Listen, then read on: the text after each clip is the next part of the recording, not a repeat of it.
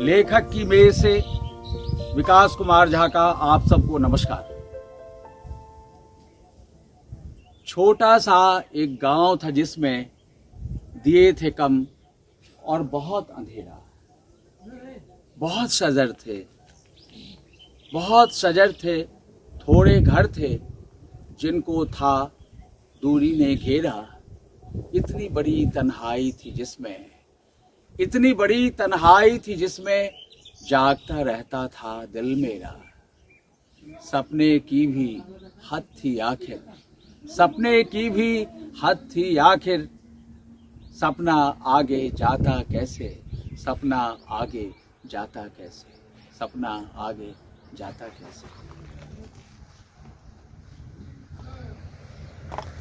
How roots and branches spread to make a tree, how veins and arteries crisscross the heart, how human lungs are shaped by their bronchi, how rocks and stones have metal veins as part, how hair grows like seaweeds or grass or plants, how seeds and teeth are set like inlaid art, how flowers and bear cubs tug at our heartstrings, how starfish, dolphins, dragonflies attract, how change each lunar phase within us brings, this we can see, but forget to act with the required empathy and tact. How roots and branches spread to make a tree. यह कविता है सुश्री Amita Paul की, जो अंतर्राष्ट्रीय स्तर पर अंग्रेजी की एक सिद्ध कवित्री हैं। हालांकि सिर्फ अंग्रेजी ही नहीं बल्कि उर्दू, पंजाबी और हिंदी जबान में भी वे उसी दखल से लिखती हैं। कोयली, अमिता अंजुम अहलुवालिया और अमिता सरजीत अहलुवालिया, इन नामों से अदब की दुनिया में उन्हें जाना जाता है, पर अंग्रेजी कविताएं इनकी खास पहचान है। यूं कहें कि अंग्रेजी कविता इनकी पहली मोहब्बत है। अंतर्राष्ट्रीय स्तर पर इनकी कविताएं पुरस्कृत हो चुकी हैं। पर इनकी शख्सियत का एक और पहलू है और इस नाते लेखक की मेज से हम आपकी मुलाकात एक सूफी नौकरशाह दूसरी अमिता पॉल से भी कराएंगे, जिन्होंने अपने पूरे कार्यकाल के दौरान बड़े ही सूफियाना अंदाज में काम किया। और यही वजह है कि बिहार काडर की IAS अधिकारी रह चुकी सुश्री अमिता पॉल अपने अविस्मरणीय कार्यों के लिए आज भी याद की जाती हैं। पंजाब की एक बेटी की कहानी है यह, जो बिहार से बेइंतहा प्यार करती हैं और अवकाश ग्रहण करने के बाद भी पटना यानी अपने प्यारे अजीमाबाद में रहती हैं। बहरहाल प्यार यानी सृजन यानी अमिता, नौकरशाही से लेकर अदब की दुनिया में एक सूफी नाम। 500 बक्से से ज्यादा होंगे। अच्छा। और उसमें से कम से कम, अगर कम बोलूं मैं, तो 150-200 बक्स तो ऐसा है कि मुझे एक्सप्लेन भी नहीं करना पड़े। बाकी तो मैं आपको एक्सप्लेन करूं तो शायद आपको पता चले। उसके अंदर मैंने जो 40-42 वर्ष काम किया एक्टिवली, उसके साथ साथ मैंने लेखन किया। वो ईयर वाइज इसमें संजोया हुआ है। तो सरकार कैसे चलती है, डिफरेंट एडमिनिस्ट्रेटिव डिपार्टमेंट्स कैसे चलते हैं, दुनिया की जो टॉप यूनिवर्सिटीज़ हैं, हार्वर्ड और ऑक्सफोर्ड, वो कैसे चलती हैं। मैं आप समझ लीजिए कि जैसे मैंने अपनी दादी को बताना है, मेरे को आदत पड़ी है कि मुझे सिंपल टर्म्स में अपनी दादी को बताना है कि दादी मैं ये कर रही हूँ, मुझे ये दिख रहा है। तो मैंने एक साक्षी भाव से अपना जीवन जिया, उसको देखते रहे, ऑब्जर्व लाइफ, ऑब्जर्व करके लिखा। अब आप सोचिए कि अगर मैंने 4 बरस director of tribal development government of India में काम किया और उसी पर हार्वर्ड में जाकर tribal people all over the world, उनकी क्या डिफ़िकल्टीज हैं, उनकी सेल्फ गवर्नमेंट कैसे हो सकती है, जैसे हम ऑटोनोमस एरिया कहते हैं, आज लद्दाख मांग रहा है जो मैं वहाँ भी गई और लद्दाख ऑटोनोमस काउंसिल बनाने में भी मेरा हाथ रहा है। लेकिन intellectual property rights of the indigenous peoples of the world, उस पर मैंने लिखा।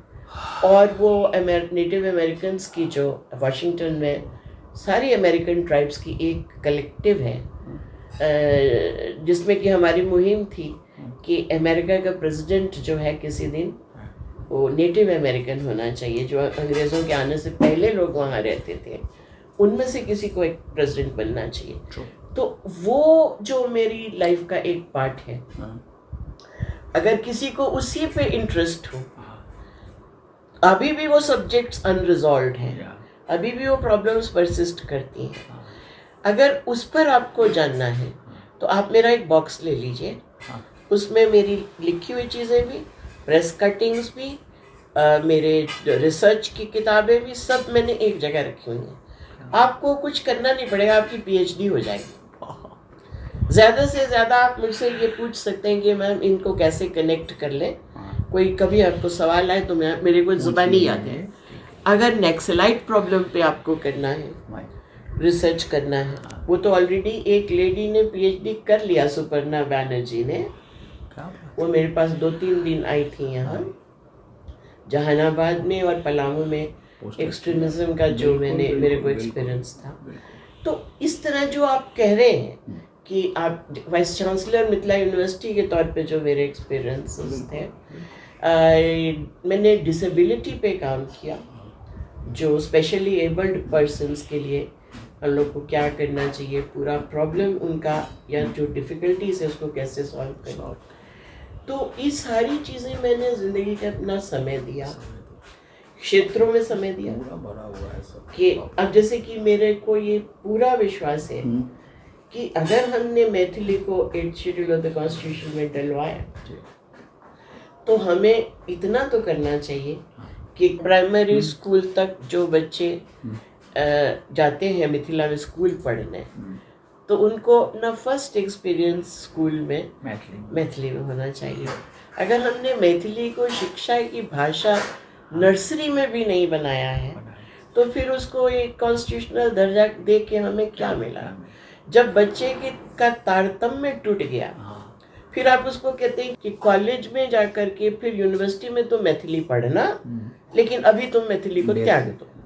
क्या बात है, ये गलत है। तो ये मेरे को लगता है कि अगर कोई मुझे कहेगा कि आप मैम वहाँ पे कमिश्नर रही हैं, दरभंगा में रही हैं, पूर्णिया में रही हैं, तो कौन कौन से इश्यूज हैं, तो ये भी उनमें से एक बहुत इम्पोर्टेंट इश्यू है कि हम लोग सम्मान वो मैथिली को नहीं दे पा रहे हैं जिसकी ज़रूरत है।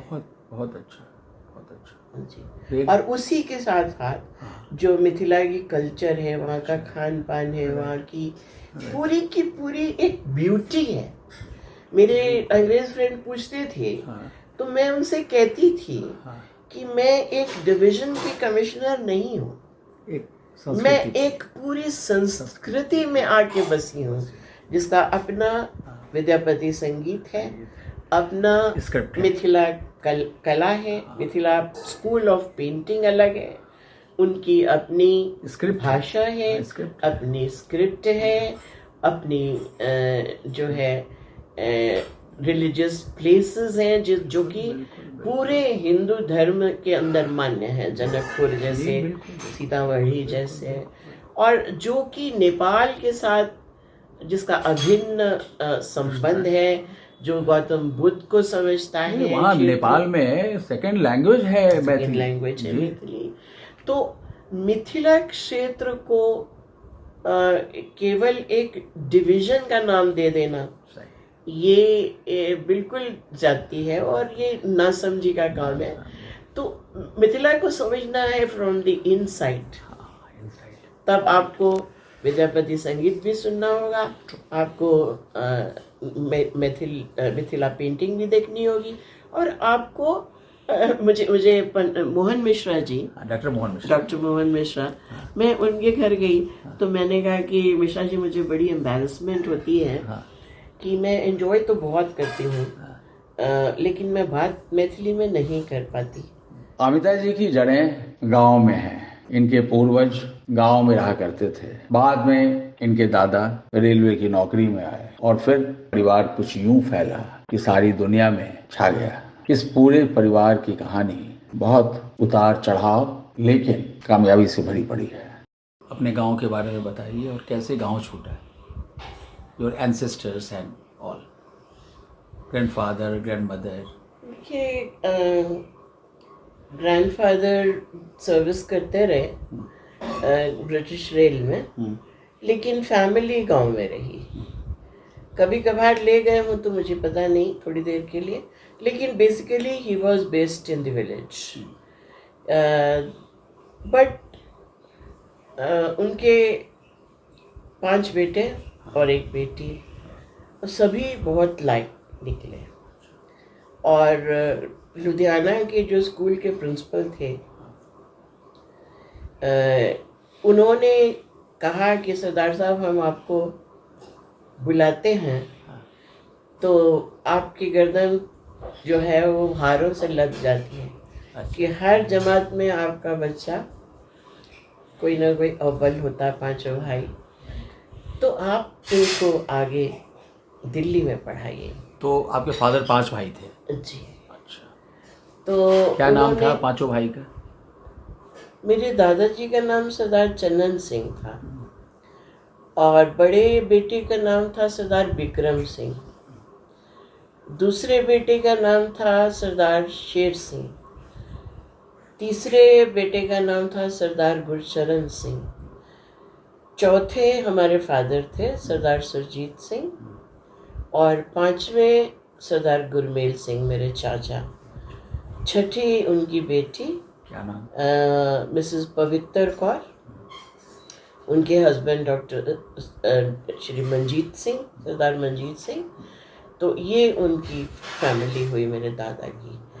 तो जो बड़े वाले थे वो 10वीं के बाद ही उनको हमारे फादर के एक चाचा थे जो बहावलपुर रियासत में ठेकेदारी कर रहे थे। वहाँ पे नवाब साहब एक पूरा नया महल बनवा रहे थे, तो वो उनको खींच के ले गए, और उनको कंस्ट्रक्शन एक्टिविटी में इंटरेस्ट था।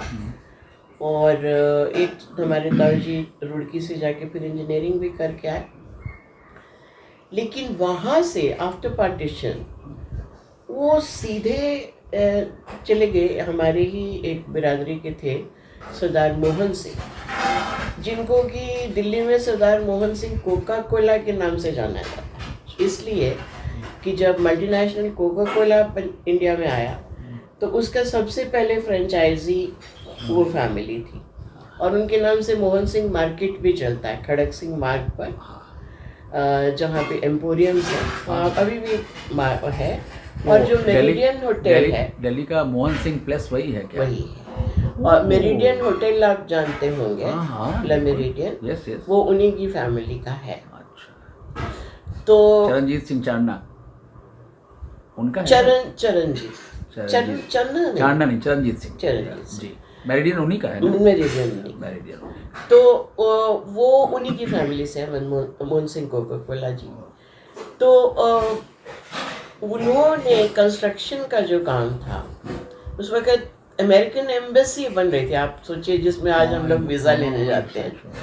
तो वो पूरी की पूरा कॉम्प्लेक्स कंस्ट्रक्शन में था। वही टाइम जब खुशवंत सिंह के फादर वगैरह उन्होंने दिल्ली कंस्ट्रक्शन किया, उन्हीं के आसपास सरसोबा सिंह। तो छोटे मोटे ये भी काम लेते रहते थे। तो पूरी अमेरिकन एम्बेसी की कंस्ट्रक्शन मेरे ताऊजी ने करवाई। हम लोग तो कॉफ़ी हाउस जाते हैं, Delhi coffee house Mohan Singh place ही में है ना? मोहन सिंह प्लेस है, लेकिन हम लोग को बचपन में ले जाया जाता था अमेरिकन एम्बेसी में, क्योंकि ताऊजी का वहाँ पे ऑफिस था। जब कंस्ट्रक्शन हो भी गया तो उसके बाद भी मेंटेनेंस वही करते थे, लेकिन वो तो काम में आ गए जल्दी, सीधे उनको पकड़ लिया गया। और उस वक्त के आप सुन के हैरान होंगे कि जो दिल्ली के दारोगा थे, आई मीन टू से सदर, जिस एरिया में सेक्रेटेरिएट और जो है रकाबगंज गुरुद्वारा रकाबगंज, तो 2 भाई थे, वो दोनों हमारे गांव के पास के थे, दोनों दिल्ली में दारोगा थे, दिल्ली सदर के दारोगा भी और मुफस्सिल के। तो मेरे ताऊजी फॉर्चुनेटली और unfortunately he was extremely handsome, I mean exceptionally handsome. नीली आंखें थी उनकी, टॉल एकदम, अंग्रेजों की तरह गोरे चिट्टे, और अंग्रेजों के साथ, अमेरिकन के साथ उठना बैठना हुआ तो थोड़े वो हाव भाव भी उनके आगे थे। तो थानेदार साहब ने कहा कि साहब मेरी बेटी की शादी तो इसी से हुई। वो हमारी दादी के पास पहुंचे कि माता जी जो भी हो ये लड़का हमें दे दीजिए। तो अब थानेदार का रुतबा काफी होता है दिल्ली में, खास तौर पे एस्टेब्लिश्ड हो। कहा भाई ठीक है, अच्छा है फैमिली में। तो वो एस्टेब्लिश हो गए वहाँ पे, एक अमेरिकन एम्बेसी के वो कॉन्ट्रैक्टर समझ लीजिए, या उनके जो बॉस थे उनके साथ सब कॉन्ट्रैक्टर कह लीजिए, और दिल्ली के प्रतिष्ठित लोगों के साथ उनका सब, कोई भी हो, मैंने वो किसी से बात करने में 1 मिनट नहीं उनको लगता था, फोन लगाते थे, कोई भी पॉलिटिशियन कुछ भी, क्योंकि अमेरिकन एम्बेसी के साथ सबका सुनर और लेटर जो भी कोई कहता कहाता आदमी है उसका वास्ता पड़ता था। तो उसी दौरान क्या हुआ कि my second uncle sir Sher Singh was another extremely handsome gentleman। वो लगातार शायद 5-7 साल वो अमेरिका में ही रह गए थे। तो पहले ही खूब गोरे चिट्टे और हैंडसम थे, तो वहाँ से आए तो फैमिली में कोई पहचान नहीं रहा था उनको, इतने वो मतलब फेयर हो गए थे वहाँ रहते रहते। और उनके बच्चे थे छोटे छोटे, छोड़ गए थे। बेटा शायद 2 साल का था, बेटी 4 साल की थी। तो वो अपने फादर को पहचान ही नहीं रहे थे जब वो वापस आए। लेकिन एनीवे मतलब he was a very fine gentleman, very good नेचर्ड। और फिर वो बाद में पंजाब चले गए। पंजाब आर्म्ड पुलिस जो जलंधर में बटालियन रहती थी, तो वहाँ वो इंचार्ज हो गए। And then he was also sent to Jammu and Kashmir. His elder daughter was married, बेटे की भी उन्होंने शादी की। मुझे याद है अच्छे तरीके से कि जिस दिन नेहरू जी की डेथ हुई उस दिन उनके बेटे की बारात लेके हम लौटे थे पंजाब आर्म्ड पुलिस कैंपस में जलंधर में। वहीं पर बैठे हुए सभी एल्डर्स के साथ हमने ऑल इंडिया रेडियो पे खबर सुनी कि Nehru ji is no more. I was very young but I remember बड़ा शॉक सब लोगों को लगा था। माय थर्ड ताऊजी was in the irrigation department of the government of Punjab, and he retired as a superintending engineer, and he had 5 daughters and 1 son. उनको मेरे father mother की लाइफ बड़ी अच्छी लगती थी, तो उन्होंने अपनी सभी बेटियों को कॉलेज लेक्चरर बनाया। और पीसफुल लाइफ होता है ना, पीसफुल लाइफ उनको लगता था। और बेटा तो उनका इंजीनियर बना उनके तरह, लेकिन उसकी वाइफ कॉलेज लेक्चरर थी। तो इस तरह से उस फैमिली में 6 कॉलेज लेक्चरर्स हो गए और 6 ही इंजीनियर्स हो गए, डिफरेंट डिसिप्लिन्स के थे। और यही उनकी एम्बिशन थी कि मैं बच्चों को इस तरह से सेटल करूँगा, and he was able to do it. A very happy person. And then was my father, and the youngest brother was in the police wireless of Delhi itself, secretariat, जो central secretariat का entire wireless system, he used to be there. Your youngest uncle? My youngest uncle. But because he was in the central services, तो उनकी बीच में north east में भी posting रही, एक बार अहमदाबाद में भी पोस्टिंग रही, शिलोंग में उनकी बड़ी बेटी का जन्म हुआ था जहाँ तक मुझे याद है। तो he died a very happy man at the age of 92 or so. All his 3 children are well settled in US, and his wife is also staying with them. उनकी जो second daughter Veena, she followed my father's tradition to go into Delhi College of Engineering. तो वहाँ पर उसने computer engineering किया, and from there she went straight to Microsoft. Wow. And her husband also was from Delhi College. And both of them have been working with Microsoft. अब तो उनके बच्चे भी बड़े बड़े हो गए। Good good good. कहते हैं कि ईश्वर क्योंकि सभी जगह 100 शरीर मौजूद नहीं रह सकते, इसलिए उन्होंने दादियां बनाई। अमिता पॉल की जिंदगी में कुछ ऐसी ही शख्सियत थी। उनकी दादी श्रीमती बंत कौर, शुरू से श्रीमती बंत कौर अमिता की जिंदगी की रोशनी थी। And your grandma? My grandmother, she was from Mansa. Name क्या था? उनका नाम था Mrs Bant Kaur. And she used to say कि उनके परिवार में कहा जाता था कि उनके जो ग्रेट ग्रैंडफादर रहे कोई, वो गुरु गोबिंद सिंह साहब की फौज में सर्व किए, उनके साथ वो सिपाही थे, लड़ते थे। And their village is very close to the village of this famous but unfortunate singer Sidhu Moosewala. Sidhu Moosewala का गांव मानसा में है। और मेरे फादर के ननिहाल विलेज का नाम है छापियावाली। तो बताया जाता है कि छापियावाली से रथ में वो आई थी हमारे दादा के गांव यानी देवथवाल। एंड ये डिस्ट्रिक्ट कौन सा पड़ता है दादा का गांव? हमारा डिस्ट्रिक्ट लुधियाना हुआ, दादाजी का जो हमारा हुआ। अच्छा, कौन सा गांव? देवथवाल। अच्छा। वहाँ का एक सिंगर है पाली देवथवालिया, जो बॉम्बे से पंजाबी गीत वगैरह गाता है, दिखता भी है, लेकिन कोई बहुत अच्छी स्टैंडर्ड का नहीं, इसलिए हम लोग ज़्यादा उसको नहीं मेंशन करते हैं, लेकिन ठीक ठाक है। तो मेरी दादी I she was exceptionally beautiful, very sharp featured, very fair.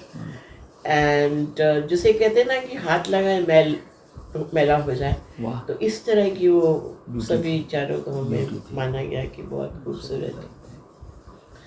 But जिस चीज़ के हम कायल रहे, that was her intelligence, remarkable intelligence. आप ये सोचें कि उन्हीं की गोद में बैठकर, बिल्कुल लिटरली मैं उनके साथ में, उनके आंचल में सो के सुबह उठी, और मुझे मेरे बड़े ताऊजी जो अमेरिकन एम्बेसी में थे, वो लेकर गए एयरपोर्ट, तो सीधे उनके आंचल से मैं ऑक्सफोर्ड गई। I have a lot to be thankful for. The personalities in my life, the people in my life have been so wonderful, and they have put so much into me. मेरे ऊपर उन्होंने इतनी मेहनत की है, अपना आप मुझे दिया है उन्होंने। और दादी पर तो मैं इतना हैरान होती हूँ कि मतलब 2 दर्जन 3 दर्जन ग्रैंड चिल्ड्रन उनके आसपास, अपने बच्चे आसपास, 5 बेटे, उसके बावजूद हमें ये लगे कि मेरी ही दादी है, एक्सक्लूसिवली मेरी है। और कभी उन्होंने मुझे ये महसूस नहीं होने दिया कि मेरे पास समय नहीं है तुम्हारे लिए। जब वो इतना इन डिमांड थी तब। और देखिए मेरी हिम्मत नहीं होती थी। एक बार रांची एक्सप्रेस से हम गढ़वा से जहाँ एसडीओ थे, वहाँ से सीधे पंजाब जा रहे थे, और जब ट्रेन दिल्ली में रुकी तो मुझे डर लग रहा था कि मैं कैसे दिल्ली क्रॉस कर रही हूँ और दादी के पास नहीं जा रही हूँ। तो मैंने निकल के फोन बूथ से फ़ोन किया कि दादी मुझे माफ़ कर देना, अभी मैं जा रही हूँ, मुझे सीधे ट्रेन से जाना है, आते वक्त मैं आपके पास रुकूंगी। सुश्री अमिता पॉल के माता पिता अध्यापन के क्षेत्र में थे। अमिता ने भी नौकरशाही में आने के पहले अध्यापन कार्य किया। मिलिए उनके एक छात्र रह चुके श्री स्वराज राज से। आप सबको मेरी प्यार भरी सत श्री अकाल, नमस्कार और आदाब। आज मुझे आपके समक्ष मेरे पसंदीदा और आदरणीय प्राध्यापक मैडम अमिता पॉल जी के बारे में कुछ मुख्तसर सी बात कहने का सौभाग्य प्राप्त हुआ है। जिस तरह से उन्होंने मुझे अंग्रेजी साहित्य में शिक्षा दी, अगर वह ना मिलती तो यकीनन मैं आज यहाँ नहीं होता। यह मुकाम जो मुझे हासिल हुआ है वह संभव नहीं हो पाता। 1979 में मैं पंजाबी यूनिवर्सिटी के इवनिंग इंस्टीट्यूट में MA अंग्रेजी सेकेंड ईयर का छात्र था।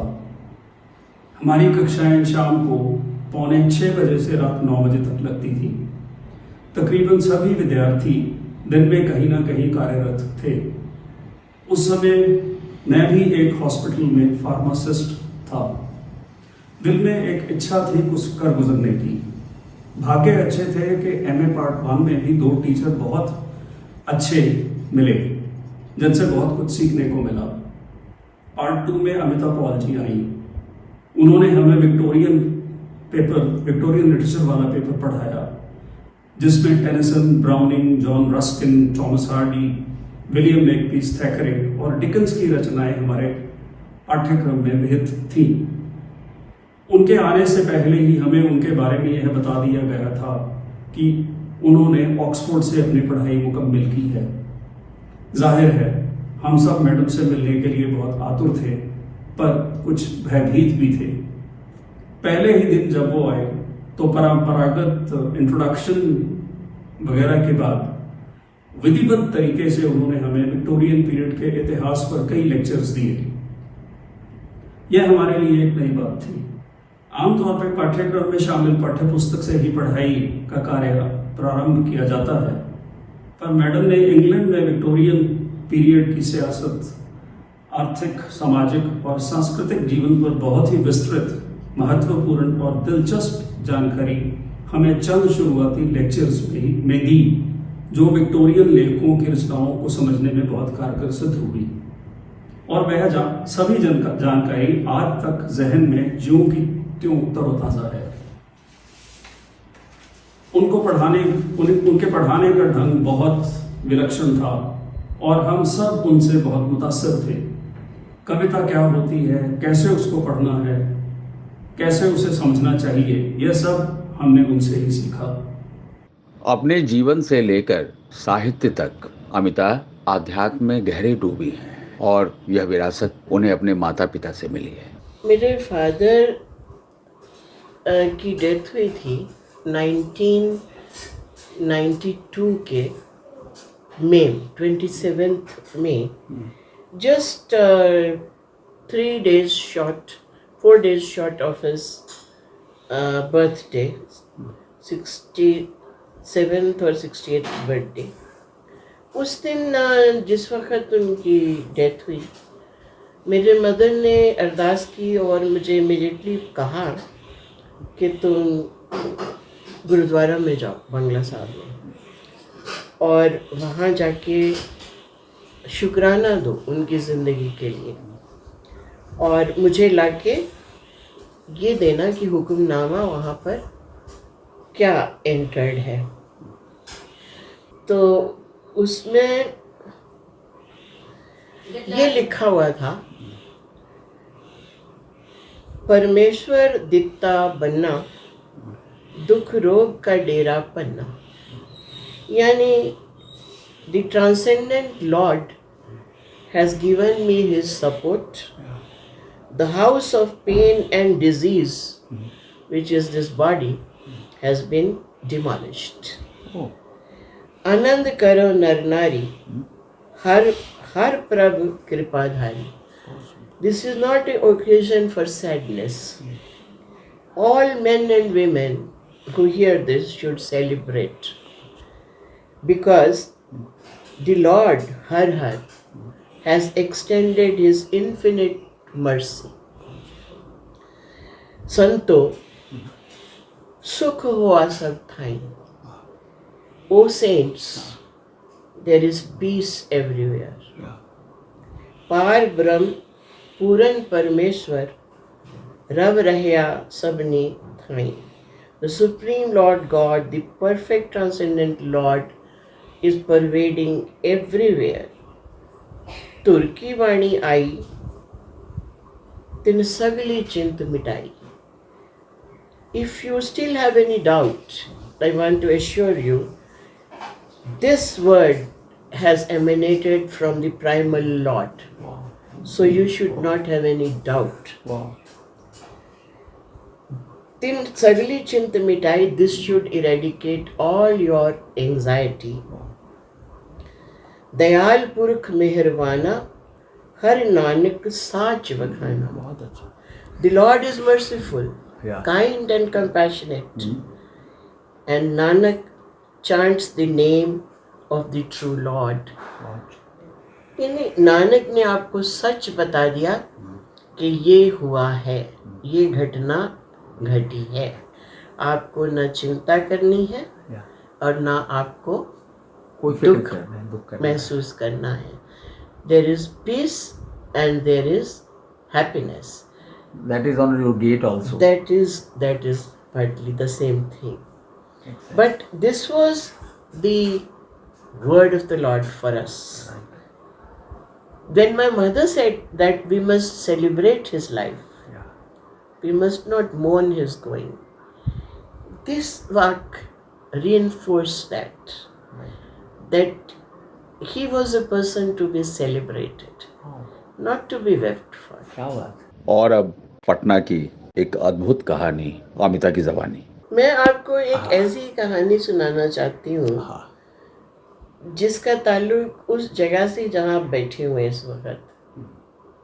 बिल्कुल इस जगह आपसे लगभग 200-300 मीटर पे गंगा जी बह रही हैं. और पटना साहिब गुरुद्वारा जहाँ गुरु गोबिंद सिंह जी का जन्म हुआ, वो हम लोगों से 10-15 किलोमीटर ईस्टवर्ड होगा. तो मेरे भाई और भाभी और दोनों बच्चे जब हमसे यहाँ मिलने आए, तो मेरी मदर तो उस स्थिति में तब थी नहीं कि उनको कुछ बता पाती.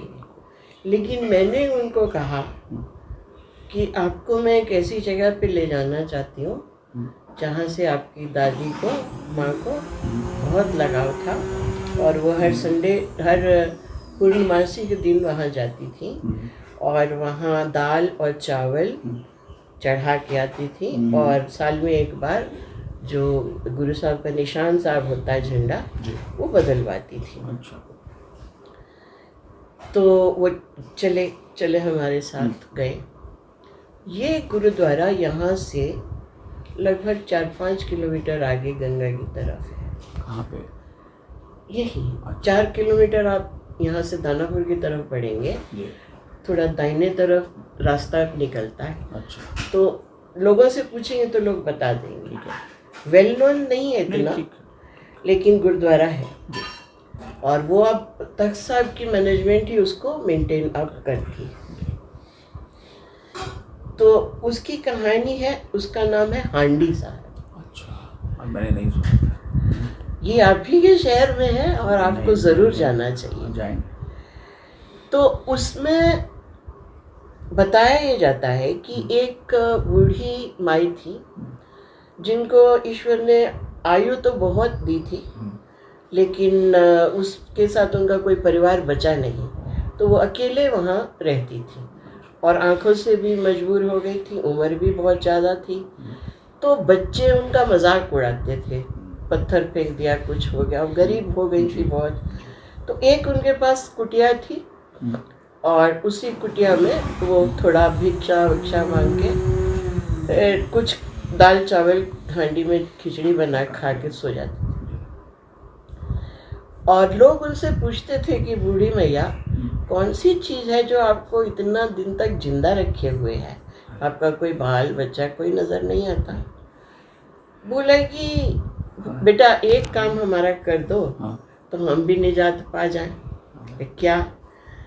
कि हमको पटना साहिब गुरुद्वारा ले जाओ, वहाँ भगवान स्वरूप एक बालक है, उनकी हम उपासना करते हैं, बस उनके हमको दर्शन हो जाए, हम मुक्ति प्राप्त कर लेंगे. लेकिन जब तक हमारी ये बूढ़ी आँखें जिनमें रोशनी भी नहीं रही, जब तक उनका दर्शन नहीं करेंगे तब तक ये बंद नहीं होंगी.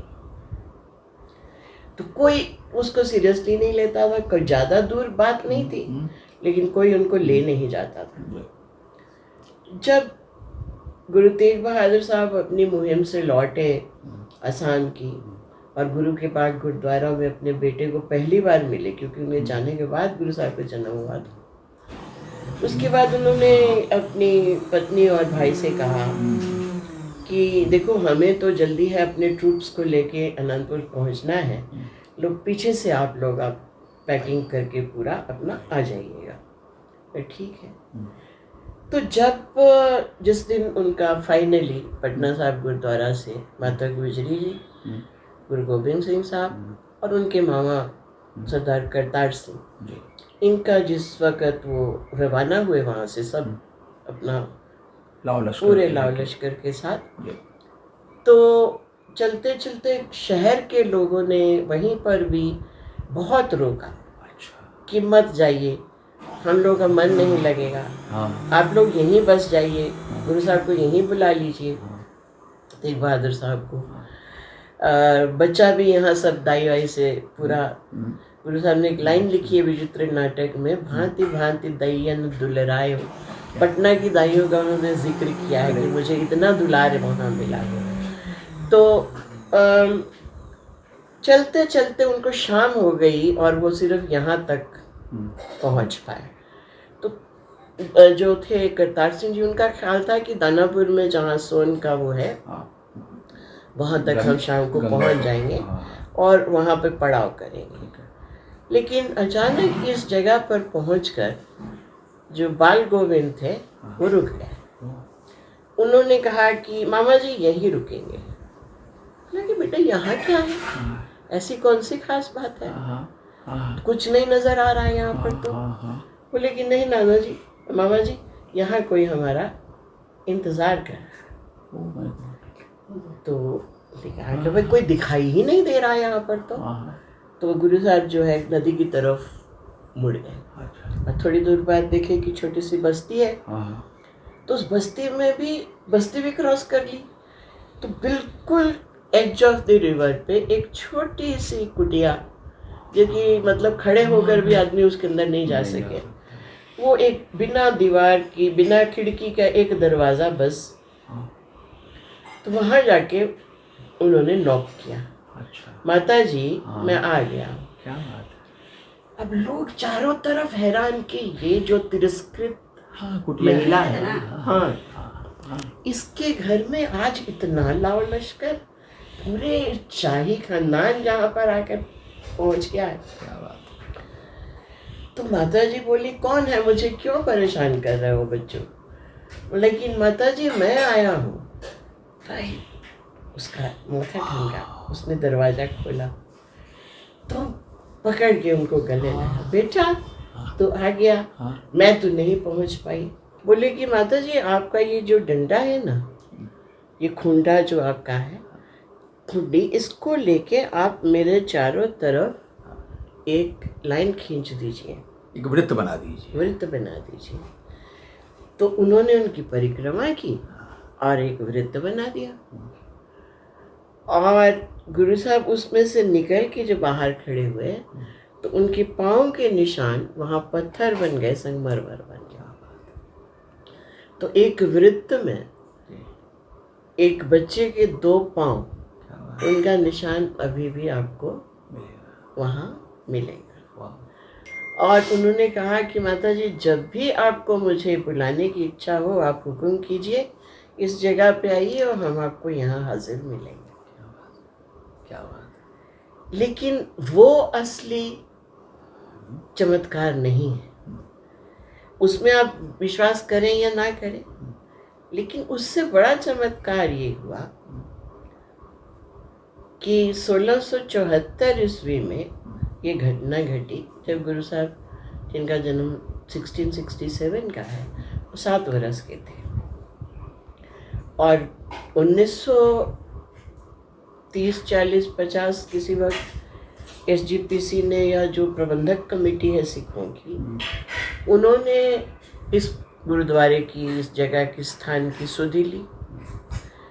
तो पटना साहिब तख्त के साथ इसको ज्वाइन कर दिया गया और यहाँ पे बाकायदा ग्रंथी बैठने लगे, निशान साहब लगा दिया गया और यहाँ पे लंगर का प्रबंध, श्रद्धालुओं के आने जाने का सिलसिला शुरू हुआ। और आज भी आप वहाँ जाएंगे तो सुबह शाम किसी भी वक्त आप जाएं, वहाँ आपको खिचड़ी की हांडी मिलेगी, लंगर खिचड़ी का मिलेगा। और भी सामान मिलता है आजकल तो जो है, आपको रोटी सब्जी भी मिलेगी, लेकिन खिचड़ी ज़रूर मिलेगी। तो मिरेकल ये है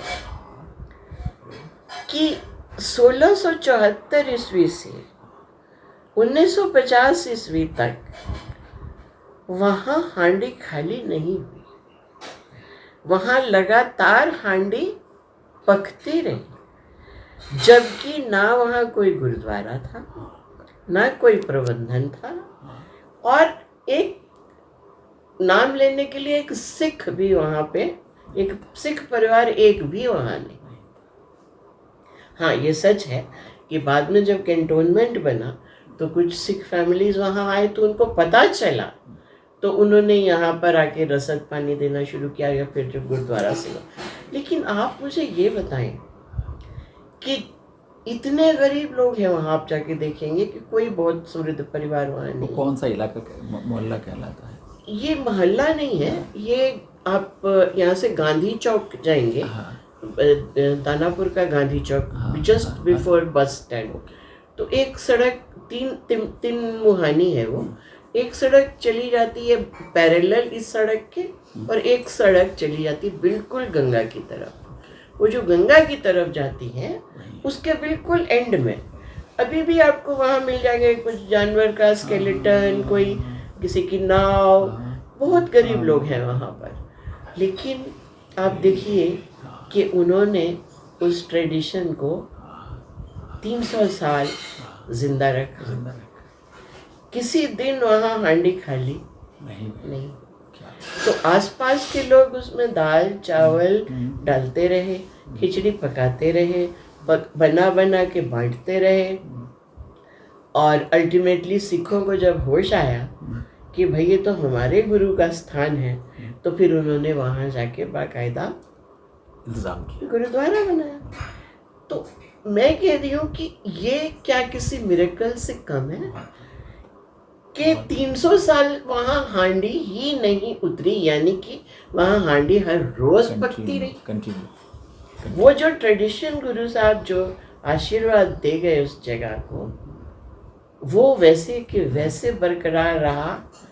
और जो किसी दैवी शक्ति ने आकर के वहाँ कोई मिरेकल नहीं किया, ऐसे कि आपको लेके भाई जमीन से खिचड़ी निकल रही, नहीं। वो किस लोगों के मन के अंदर एक भावना हो गई, जनरेशन आफ्टर जनरेशन, जो इसको करते रहे, कंटिन्यू कैरी किया। तो मैं झाजी आपको एक बात कहती हूँ जी।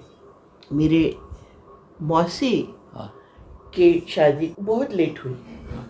जिस व्यक्ति से उनकी शादी हुई वो ईस्ट अफ्रीका में रहते थे, और बाद में वो कनाडा इमिग्रेट कर गए।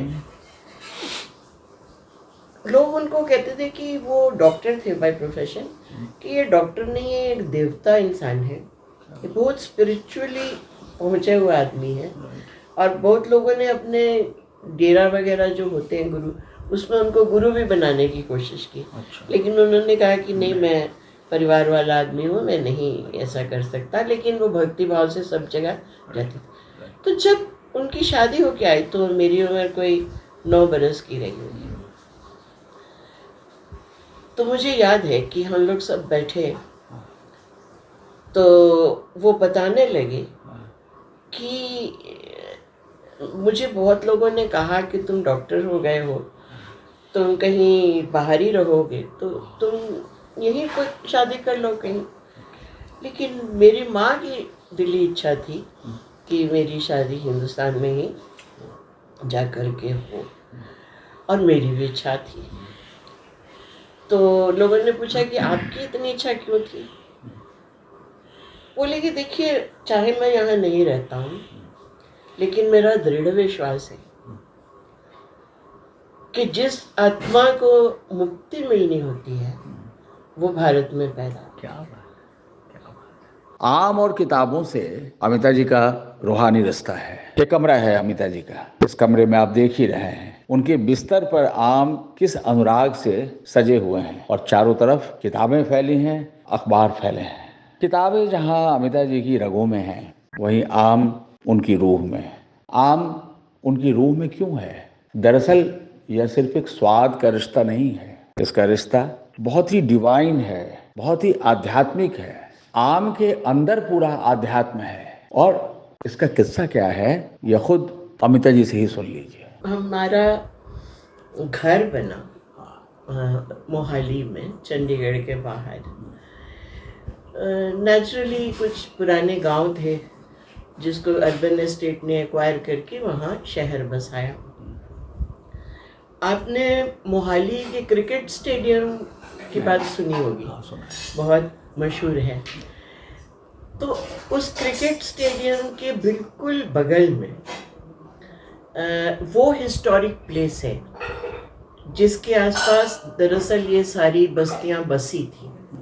वो हिस्टोरिक प्लेस का नाम, अब आपको पता चलेगा कि मैं कहानी आपको क्यों सुना रही हूँ। उस हिस्टोरिक प्लेस का नाम है गुरुद्वारा अम्ब साहिब, यानी आम साहब, आम महाराज का गुरुद्वारा है।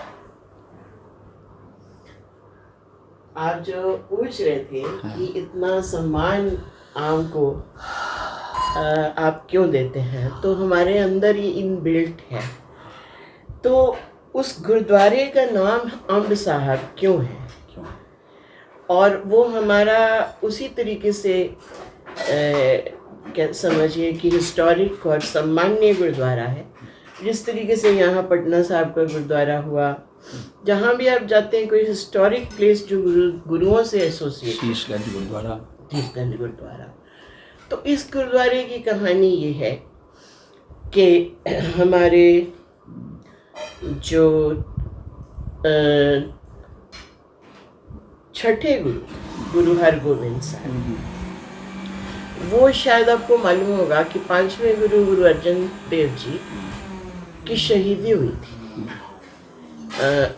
ये हुई थी कि जहांगीर को किसी ने जाके कह दिया कि एक ऐसा व्यक्ति पंजाब में पैदा हो गया है कि वो अगर एक शब्द बोले तो सारा पंजाब उसके पीछे चलने को तैयार है। तो ये तो आपके लिए बहुत बड़ा खतरा हो गया कि आपसे भी ज़्यादा किसी को मानते हैं और आप कुछ कहिएगा वो नहीं मानेंगे। तो लोगों ने उनके कान भर दिए कि भाई इसको ख़त्म कर देना चाहिए, ये बड़ा एक ख़तरनाक चीज़ आपके लिए पैदा हो रही है। तो इसी के चलते चलाते वो एक बहुत सी घटनाएं हुई और अल्टीमेटली गुरु साहब को शहीद कर दिया गया बड़े क्रूअल तरीके से। तो उस वक्त उनके बेटे थे गुरु हरगोविंद साहब। उनको सिखों ने कहा कि गुरु साहब अब अति हो चुकी है, अगर अब हम रेजिस्ट नहीं करेंगे, क्योंकि तब तक Sikhism was a totally peaceful unarmoured religion. Transformation of Sikhism छठे गुरु के पास हुआ because his father was martyred very cruelly. तो he started taking up arms, training of arms, and keeping around him armed men. And he did not stay in Amritsar, which was the seat of the gurus. Mostly he used to stay in other places and do military exercises and so on. वो अपना spiritual practice भी जारी रखे। आज आप जो देखते हैं कि अकाल तख्त के डेमोलिशन के बारे में उतना ही गुस्सा जितना गोल्डन टेम्पल, दोनों एक ही परिसर में है, लेकिन वो एक टोटली होली प्लेस है जो गोल्डन टेम्पल, और अकाल तख्त जो है वहाँ दो स्वर्ड्स, मीरी और पीरी। मीर जो अमीर हुआ, राजा हुआ, फारसी का शब्द है मीर, नेता, लीडर, और पीर हम लोग जानते हैं पैगंबर पीर।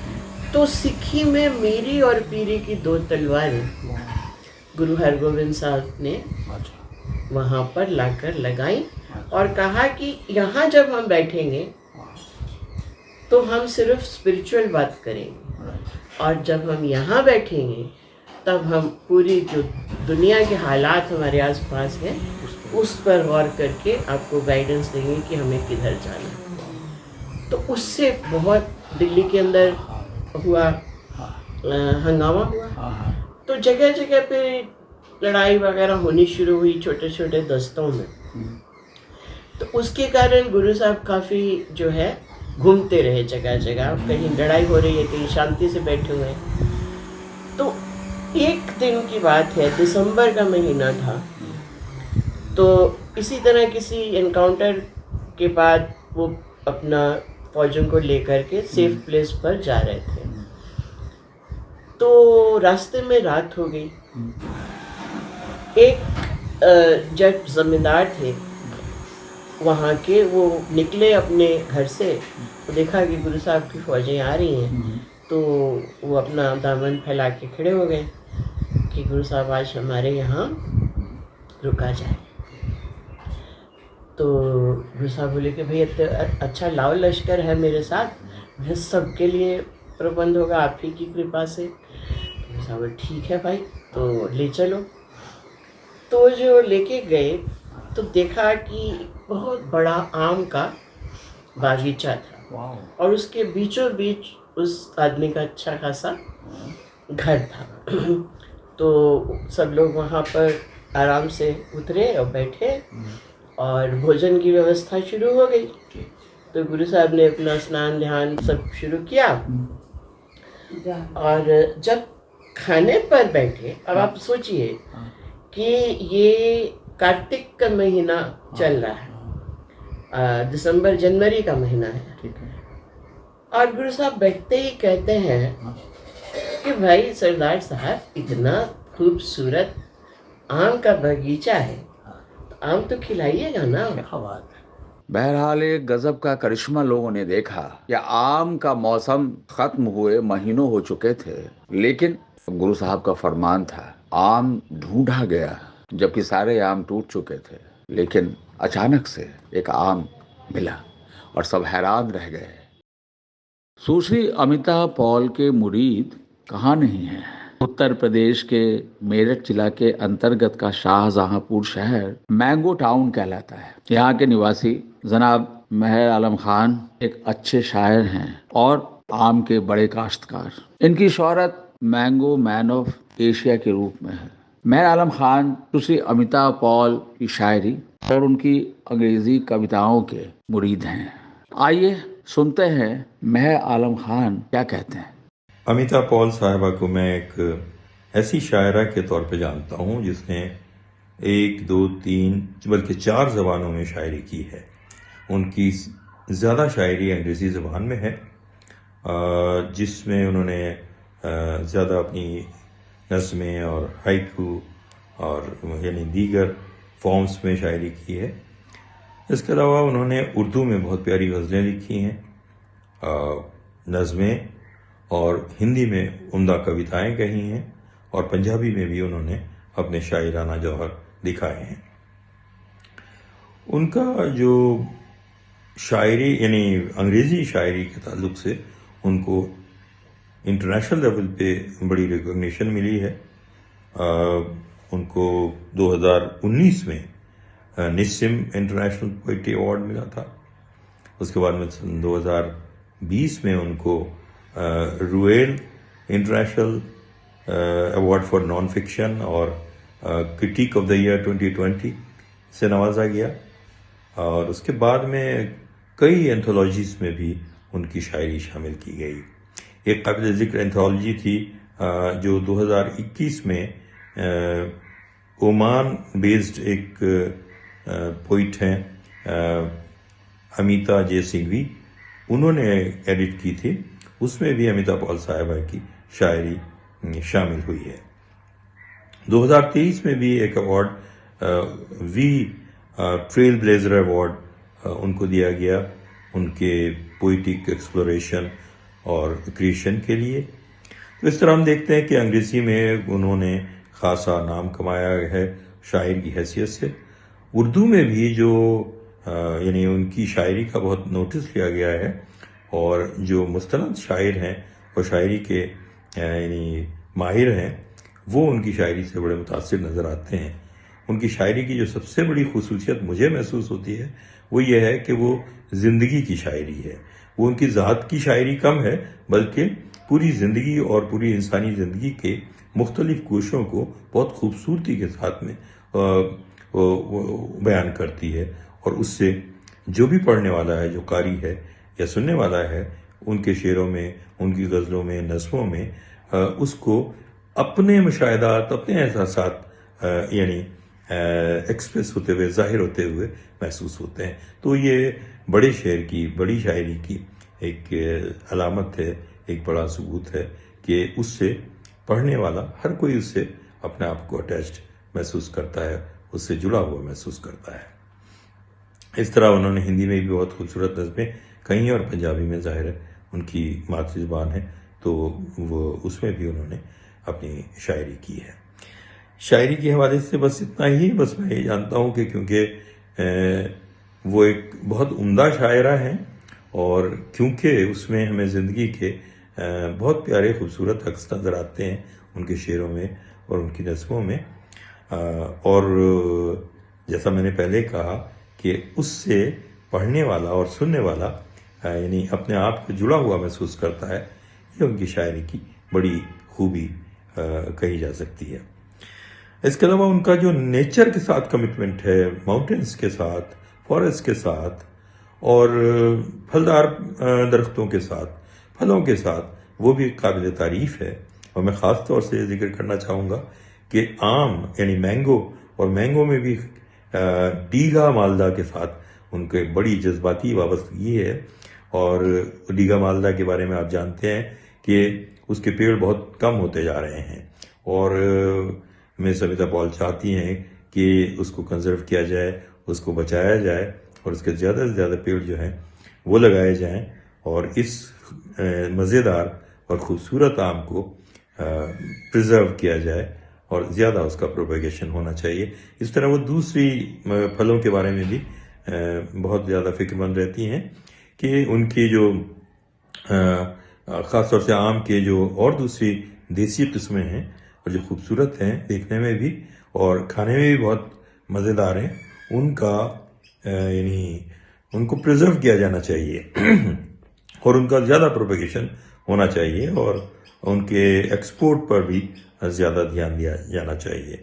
सो नेचर के साथ उनकी वाबस्तगी और शायरी में जो उन्होंने कमाल किए हैं, मैं मिस अमिता पॉल को एक खूबसूरत नज़्म और एक उम्दा गज़ल और एक अच्छी कविता के रूप में देखता हूँ, और उनके उस फ़न को, शायराना कमाल को और उनके हुनर को और उनकी आम आदमी से और नेचर के जो उनकी वाबस्तगी है और उसके बारे में जो फिक्रमंद रहती हैं, आम आदमी की ज़िंदगी को बेहतर बनाने के तरीक़ों के बारे में जो वो सोचती हैं, जो वो करती हैं, उन सब को, उनकी उन तमाम खूबियों को मैं सलाम करता हूँ। अमिता कोशिश करती हैं कि उनकी कविताएं बागी तेवर की तन्हाई का सफ़र हों, पर अमिता की कविताएं तन्हाई से वीरानी के बीच सफ़र करती हैं। तन्हाई ज़्यादा। अपनी दादी और माँ के आंचल से छूट गई एक उदास लड़की, अंग्रेजी के प्रोफेसर रहे, अपने पिता की आवाज़ गूंजती है। शेक्सपियर का ओथेलो जब वे छात्रों को पढ़ा रहे होते थे तो छोटकी अमिता उनकी गोद में बैठी रहती थी और पिता भाव विह्वल हो ओथेलो के पिता पुत्री संवाद सुनाते थे। Oh my daughter, oh my daughter, oh my daughter. Othello का यह संवाद आज भी अमिता को विह्वल करता है। Anamkara, how could you bear to go away and leave me all alone in this depleted state to somehow carry on?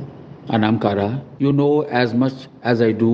There is no one I can talk to and unburden my mind, relieve my heart. You know, I am no coward. I will not even mention the word, but it is a fact. But it is a fact that life no longer has meaning. Anamkara, Anamkara, I don't know and where you are, but my blood-drenched heart deeply desires that you may never feel as I feel now. Soul of my heart, I will never entreat you again, lest you should feel even the shadow of the pain that I feel now.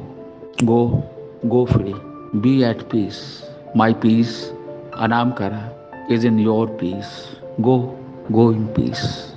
Go in peace.